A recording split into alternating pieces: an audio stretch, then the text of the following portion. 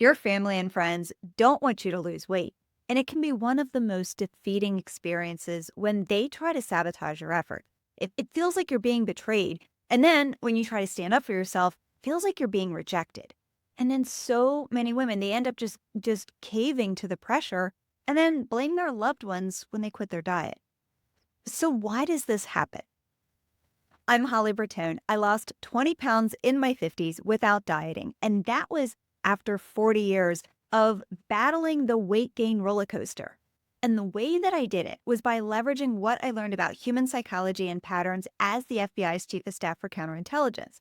And in this episode, I'm going to use those same tactics to help you to investigate why your loved ones sabotage your weight loss efforts and what you can do to turn them around to finally be on your side.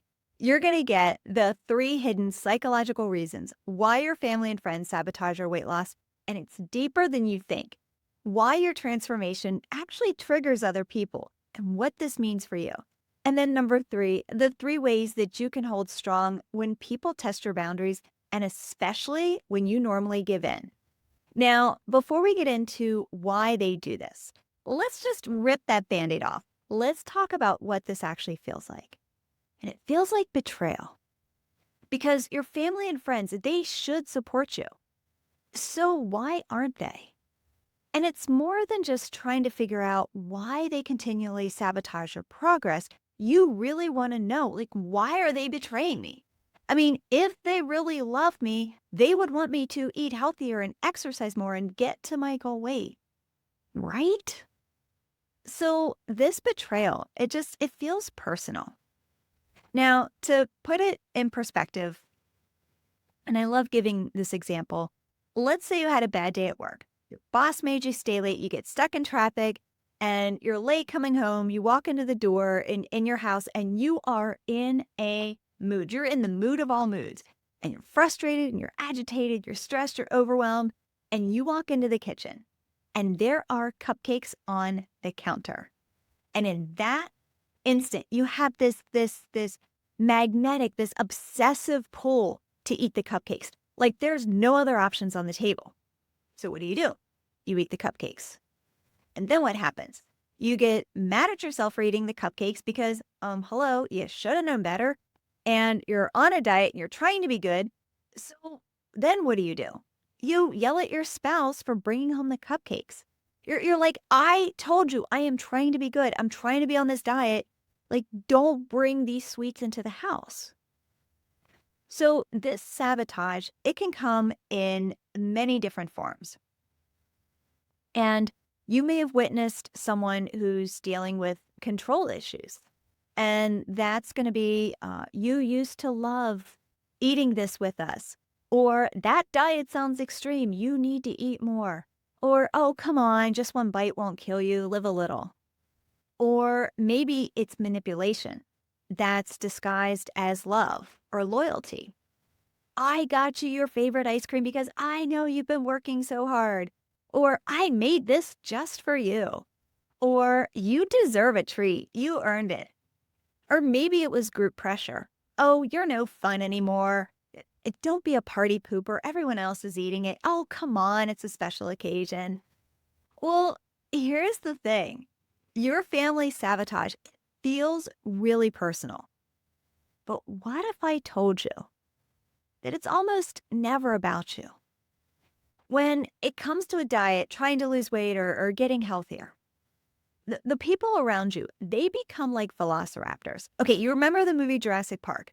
Well, the velociraptors, they're always testing the fence for weakness. And that's exactly what your family and friends are doing. They are testing you for weakness. Okay, hold that thought. We are going to come back to this in a few minutes. There are 3 primary reasons why your family and friends sabotage your weight loss journey. So they might be covert, where they're actually hidden behind love or concern, or they may even be subversive, where they're directly trying to undermine your progress in a way that's actually dismissive. But I need you to do me a favor before I go on. I need you to do me a favor, just for maybe 4 minutes, 5 minutes max. I want you to take the focus off of yourself. Take this focus off of how much this hurt you feel about this and the betrayal. And I want you to put yourself into that perspective of your spouse or your family member or your friend. And I promise you, I'll tell you when you can go back to your own lens. So just stay with me here. All right, reason number one is what's called homeostasis. Homeostasis. You see, our brains are wired that keeping everything the same is keeping everything safe. Now, when I say keeping everything the same, this also means that if you're used to living in chaos, then that chaos is safe. If you're used to losing weight and gaining it right back, that is what is safe. So safe can actually be a familiar hell. I want you to remember that. At our core, we all want things to stay the same. And even when those things are broken, because when you change, you disrupt the system. So when you go on this weight loss journey, this is taking your family and friends and your loved ones out of their homeostasis. It is taking them out of their comfort zone, which is why they're going to say things like, yeah, you used to love eating this with us. Like, they just want you back in the tribe. And this is rooted in cognitive dissonance and social identity theory, because when you grow, actually threatens the identity of the group dynamic. They want the old you back because they want to maintain their status quo. Your change is a perceived threat to their homeostasis. Reason number two is it's their lens, it's not yours. Okay, they're looking at you through their own lens and their own narrative. If they feel bad about their weight or their health, if they have tried and failed, your progress is going to trigger their insecurity. So they're going to demonize you for succeeding at weight loss because it makes them feel better about their weight loss failures. And this is when you're going to get things that sound like peer pressure, like, oh, you're just no fun anymore. Well, your reticular activating system, it's a part of your brain that's basically like Instagram's algorithm. The second you do a search on Instagram, hashtag pug puppies, your feed is going to be flooded with pug puppies. Like, this is just what our brain does. And we tell it every single day what to focus on, just like that Instagram algorithm. So I'll give you an example that's similar, but away from food. So maybe you know someone who's an alcoholic. And I don't want to generalize, but the majority of alcoholics who I know, they view their world through one and only one lens, and that is being sober. So everywhere they go, everything they do, they have sobriety on the mind. Here's the thing. We as humans, we feed off of each other's energy. So when an alcoholic is at a party and then someone just unknowingly offers them a drink, somehow they take it as a dig against their sobriety. And then there's this long explanation, this justification, this overshare, and it just ruins the party for them. Well, for me, other than just a clink and sip for a special occasion, I don't drink because I just don't like how I feel. And I prioritize my health over trying to fit in by drinking a glass of wine when everyone else is drinking. I just don't like how I feel, so I don't. And it has been so long since I've even had any alcohol. I can't even remember how many years I haven't had it. It's maybe 4, 5, 6, 7. I have no clue. But here's the difference is when I go out and someone offers me a drink, I just say no thank you. That's it. Just no thank you. Or I just order sparkling water. And that's it. There's no conversation after it because my energy is like, you know what? I'm good. There's no need to push it. And no one ever has. Now, I hope I'm articulating this analogy for you. Okay, let's go back to food and let's go back to their lens. Their brain sees you as a mirror that they didn't ask for. This mirror, it is front and center, and it is showing them in a really big way all of their failures and all of their shortcomings. And they did not ask for the smear. This is what's called a social threat response. You're trying to do the right thing for you, but this is unintentionally reflecting on their lack of self-discipline. Or maybe it's activating some shame, even some rejection. This one goes deep. This one goes really deep. It goes to the core. And I want to pause. I want to share a quote that I love that just brings this home. And I don't know the source to credit, but it is true on so many levels. Nobody who eats healthy mocks your food choices. Nobody who exercises asks why you're waking up early to go to the gym. Nobody with discipline questions your routine. Nobody who is thriving asks why you're staying in rather than going out. Those who are winning cheer for your success. Those who don't have it together cheer for your failure. Reason number 3 is misguided love. Now, we're humans. We are wired to connect with each other.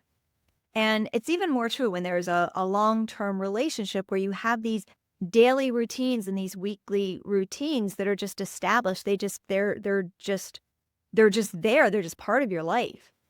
So if you're going to take away food, or you're going to take away that ritual or change up that ritual, it's going to disrupt that system, because you no longer have those shared foods and the shared drinks and even that shared comfort.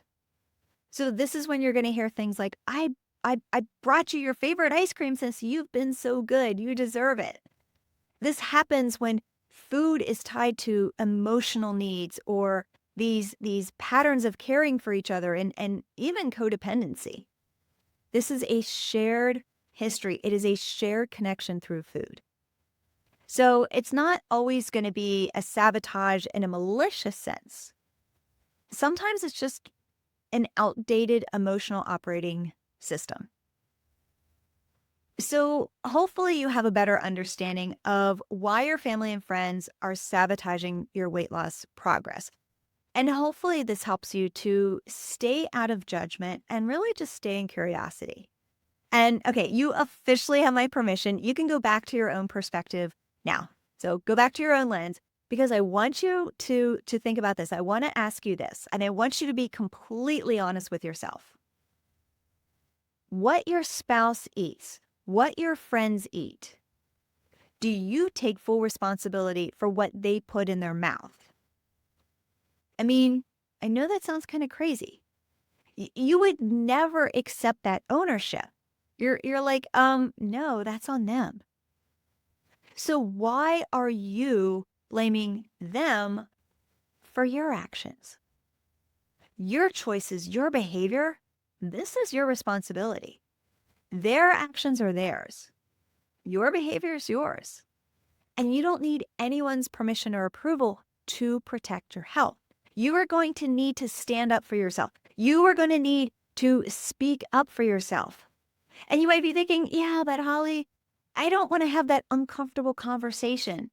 Okay, people pleasers unite, because you have 2 choices. You can not have the conversation. You can continue to experience the sabotage. You can continue to keep quitting your weight loss journey, or you can have the conversation, which is probably worse in your head than it's actually going to be in real life. Here's the thing.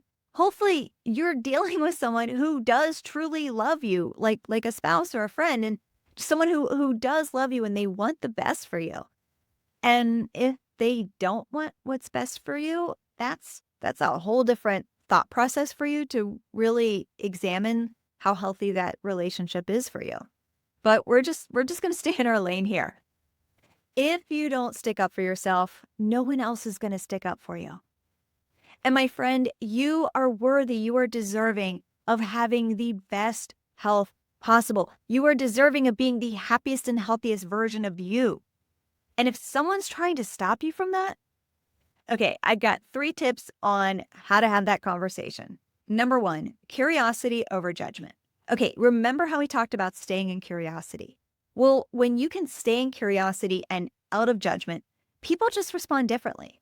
And when you can approach it from the perspective of your feelings rather than their actions, they can show up in more curiosity instead of just the default of judgment.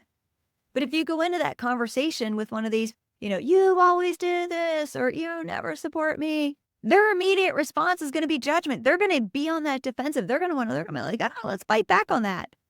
So state how you feel, state what you need, stay in that curiosity. Tell them you want their help. If you do, ask for their assistance. I want to do this so that I can feel better and I can be better for me. And also so I can feel better and be better for our family. Whatever works for you, something along those lines. But all the while, remember those 3 things that we just talked about. Remember that the story that they might be telling themselves is a story. So remember, it is not about you. It's about them. But you know what? Just keep that part to yourself. That part's just between you and me. That's our little secret to help you get through this. Okay, number 2, protect your peace. Now, I'm going to hang out here for a minute because this is the one where I really want you to pay attention. You're going to get some spicy holly, and it is truly coming from a place of love. I have a saying I use all the time, and that is that I protect my peace at all cost. Sometimes I have to have a moment of uncomfortableness to do it, but establishing and holding on to those boundaries, it is beyond worth it in the long run. Okay, remember when I talked about your family and friends becoming velociraptors? Well, I need you to be completely honest with yourself. Do you have a history of saying one thing, but then doing another thing when it comes to losing weight? Like, I'm going to go on a diet, but a week later it's back to normal. Or I'm not going to eat dessert. I'm not going to order a dessert, but you eat the piece of cake anyway. If you negotiate with your own standards, other people are going to see this as a green light to also negotiate with your standards. If you make your standards flexible, your family and friends, they're not going to take you seriously. They are not responsible for your integrity to yourself. You have actually trained your loved ones to not trust you when you say that you're going to eat healthier. So when you do, and legitimately you're making progress, they're going to go all velociraptor on you. They're going to start looking for that weak point in the fence. And if it's someone you're close to, they probably know the exact buttons to push. And then when this happens, you do not have your peace. You have dissension and you have chaos. But when you hold fast, when you protect your peace, when your standards are non-negotiable, those other people, they're going to instinctively know that. They're going to feel that. They're going to respect that. When you stay in integrity to yourself and you start respecting your standards, it is a lot easier for everyone else to just fall right in step. My friend, I want you to hear this loud and clear. Your peace and your standards are not up for negotiation. Period. I want you to practice holding firm on your boundaries. And when I say holding firm, I mean no thank you is a complete sentence. There will be no oversharing. There will be no justifying. There will be no long and drawn out explanation. There will be no repeating yourself over and over again. You say no thank you and you hold your ground. Protect your peace at all cost. When you stop negotiating with yourself, other people are also going to stop negotiating with you. Okay, number 3, create an invisible fortress. Now, I use this visualization with my students, my clients, all of the time. So I want you to connect with God or your higher power, whatever is in alignment with your religion or belief system. And then I want you to visualize a ray of golden light from above just surrounding you, or even some kind of fortress surrounding you. This is your protection. This is where you can stand in your own power. And it's a beautiful exercise to just hold your power, and it can be done in seconds. So hopefully this gave you a different perspective when your family and friends do try to sabotage your weight loss progress. It's because of homeostasis, or it's because they're viewing it from their lens and not yours, or maybe it's misguided love. And you're now more empowered with a plan of attack to respond in your own power. You're going to show up in curiosity instead of judgment. You're going to protect your peace, and then you're going to create an invisible fortress. If this is something you're struggling with and you're interested in getting more support, doors are currently open to the Break Emotional Eating Accelerator, where you're going to learn how to control your food cravings and overeating in just 10 days and for less than the cost of a typical Target run. And I'll be sure to leave the link in the show notes. I encourage you to take a step back. I want you to show up in curiosity, to think about what patterns you've seen in your own life that's been holding you back from sustainable weight loss. Let me know in the comments what specifically in this episode really gave you that gut check. Or hit me up on Instagram at holly.bertone, Bertone, and say hello and let me know. I always love a chance to cheer for your success. So thanks for tuning in. I'm Holly Bertone, your emotional eating profiler and coach, and this is Weight Loss Forensics.